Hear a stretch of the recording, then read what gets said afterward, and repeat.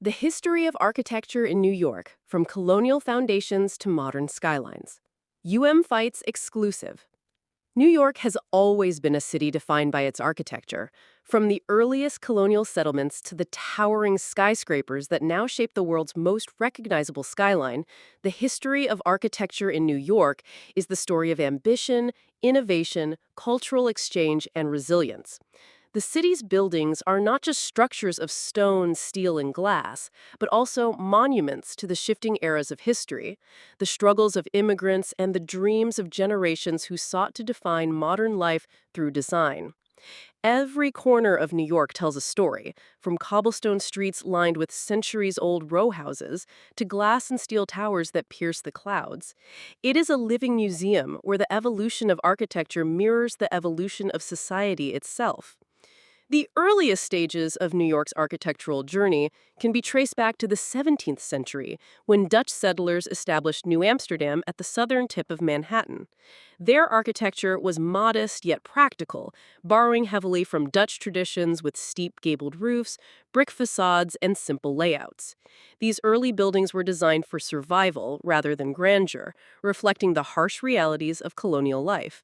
When the British seized control in 1664 and renamed the settlement New York, they brought with them Georgian and later Federalist styles, emphasizing symmetry, proportion, and classical details.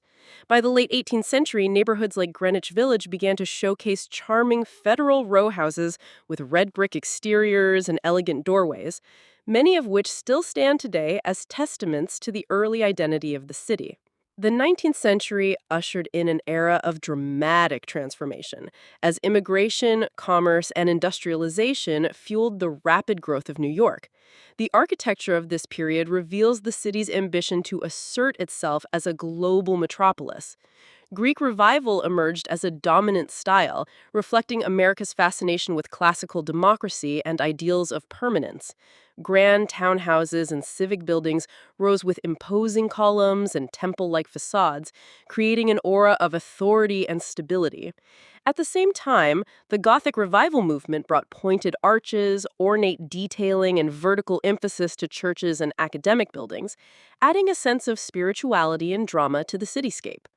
Trinity Church on Wall Street, completed in 1846, became a landmark of Gothic revival in Manhattan, symbolizing both the wealth and faith of the city's elite.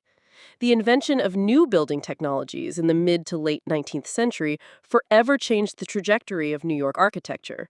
The advent of cast iron allowed architects to create intricate facades at lower costs, and neighborhoods like Soho became showcases of ornate cast iron buildings that combined beauty with industrial practicality. Meanwhile, waves of immigrants arrived, bringing with them not only cultural traditions, but also architectural influences. Tenement housing began to dominate working-class neighborhoods, often overcrowded and poorly ventilated, yet they formed the backbone of immigrant communities in the Lower East Side. These tenements, though criticized for their living conditions, became central to the narrative of survival and opportunity in New York's architectural and social history. Perhaps the most iconic transformation came at the turn of the 20th century, when New York became the birthplace of the modern skyscraper. Fueled by advances in steel frame construction and elevators, architects and developers raced to build higher than ever before. The Flatiron Building, completed in 1902, stunned the world with its triangular shape and soaring height. Soon after, the Woolworth Building, often called the Cathedral of Commerce, rose in 1913 with its Gothic-inspired design, reaching 792 feet into the sky, marking New York as a pioneer of vertical ambition. Art Deco would later dominate the skyline in the 1920s and 1930s, producing masterpieces like the Chrysler Building and the Empire State Building, both symbols of the city's energy, wealth, and futuristic vision during a period of optimism and struggle alike. As the mid-20th century unfolded, New York embraced modernism with glass and steel skyscrapers that redefined corporate America.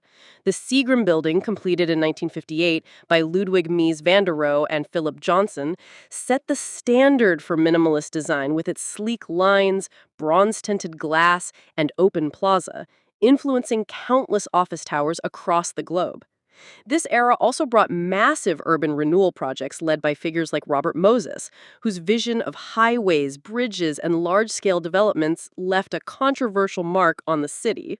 While some projects improved infrastructure, others destroyed vibrant neighborhoods, sparking debates about preservation versus progress that continue to shape New York's architectural identity.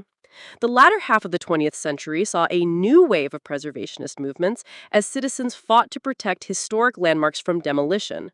The battle to save Pennsylvania Station in the 1960s, though unsuccessful, galvanized public support for historic preservation, leading to the creation of the Landmarks Preservation Commission. This shift ensured that treasures like Grand Central Terminal were saved for future generations, balancing the city's relentless push toward modernity with respect for its past. At the same time, architects experimented with postmodernism, reviving historical motifs while reinterpreting them in bold and playful ways. Skyscrapers like the AT&T building, designed by Philip Johnson, challenged the rigidity of modernism and signaled a new chapter in design philosophy. Today, the architecture of New York reflects both its storied past and its vision for the future. The skyline continues to evolve with super tall residential towers like 157 and 432 Park Avenue, while the World Trade Center complex stands as both a memorial and a symbol of resilience. Sustainable design has also become a central concern, with architects integrating green technologies, energy efficiency, and environmentally conscious materials into new projects. Neighborhoods continue to adapt, blending old brownstones with cutting-edge contemporary structures, ensuring that New York remains a dynamic laboratory of architectural experimentation. The history of architecture in New York, from colonial foundations to modern skylines. Thanks for watching Fights exclusive. Don't forget to like, share, and subscribe so you never miss the next big fight story.